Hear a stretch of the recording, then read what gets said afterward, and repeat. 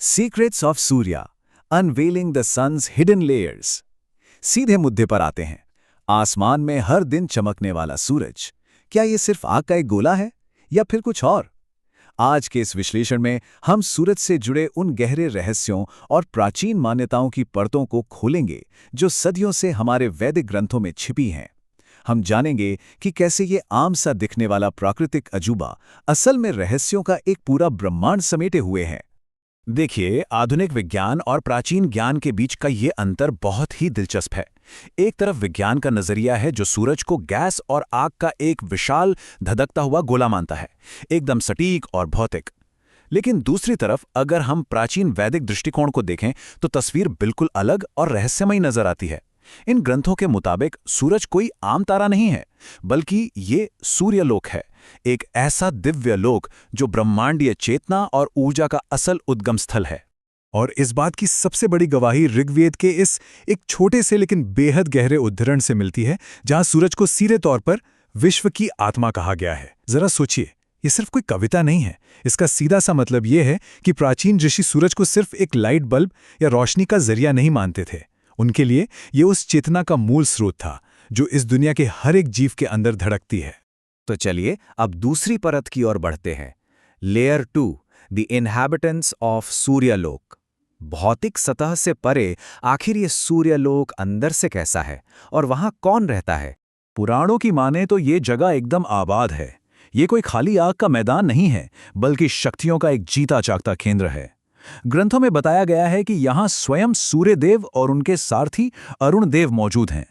इतना ही नहीं, महर्षि कश्यप और विश्वकर्मा जैसे महान ऋषि भी इसी लोक का हिस्सा हैं। और तो और महाभारत में महान योद्धा कर्ण को भी सूर्य का ही पुत्र बताया गया है।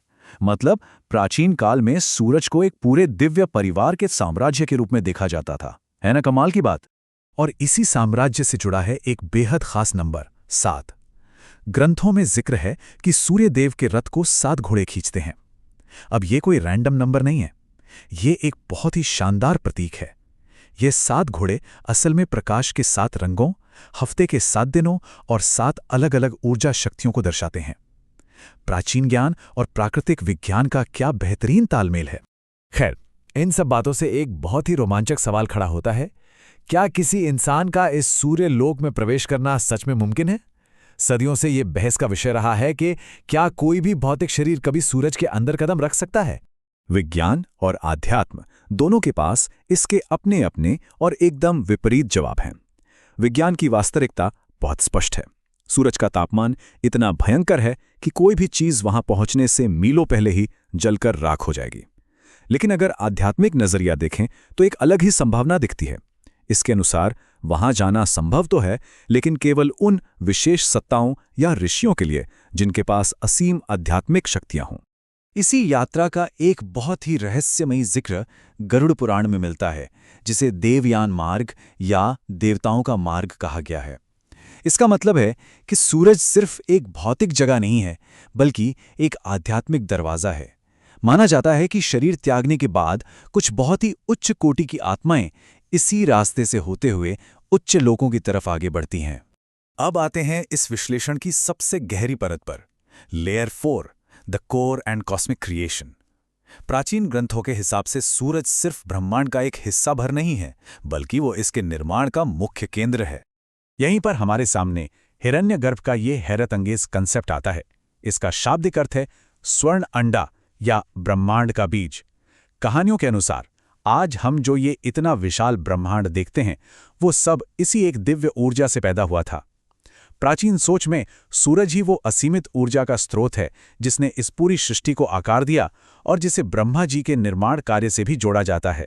उपनिषद और सूर्य पुराण जैसे ग्रंथों में तो सूरज को नारायण का नेत्र तक कहा गया है। अब इसका मतलब ये बिल्कुल नहीं है कि भगवान विष्णु वहां शारीरिक रूप से बैठे हैं, बल्कि ये इस बात का प्रतीक है कि उनकी चेतना और जीवनदायिनी ऊर्जा इसी सूरज के जरिए पूरे ब्रह्मांड में फैलती है। तो चलिए इन सभी कड़ियों को जोड़ते हैं। Synthesis when ancient wisdom meets modern science. ये देखना सच में अद्भुत है कि कैसे ये पुराने और गूढ़ रहस्य हमारे आज के सौरमंडल की वैज्ञानिक समझ के साथ एकदम फिट बैठते हैं। एक तरफ वैज्ञानिक तथ्य है कि सूरज लगातार ऊर्जा और रोशनी बना रहा है और पूरे सौर मंडल के एक इंजन की तरह काम कर रहा है। बिना इसके सब खत्म है। और दूसरी तरफ हजारों साल पुराना वो ज्ञान जो इसे जीवन, ऊर्जा और ब्रह्मांडीय चेतना का परम स्रोत मानता है। दोनों बातें, चाहे तरीका अलग हो, एक ही सच्चाई की तरफ इशारा कर रही हैं। तो कुल मिला के बात यह है कि चाहे हम इसे नासा की किसी शक्तिशाली दूरबीन से देखें या फिर किसी पुराने पवित्र ग्रंथ की चौपाइयों से समझें, सूरज की अहमियत वही रहती है। ये जीवन, ऊर्जा और हमारे अस्तित्व को चलाने वाली उस शाश्वत शक्ति का सबसे बड़ा प्रतीक बना हुआ है। ऐसे में हर सुबह जब नया सवेरा होता है तो ये सोचने वाली बात है, क्या आसमान में हम सिर्फ एक जलते हुए तारे को देखते हैं या फिर हम असल में जीवन के उस निरंतर और चेतन इंजन के गवाह बन रहे होते हैं जो इस पूरे ब्रह्मांड की सांसें चला रहा है? ये एक ऐसा सवाल है जो सच में हर किसी के सोचने के नजरिए को बदल सकता है। आज के इस विश्लेषण में बस इतना ही।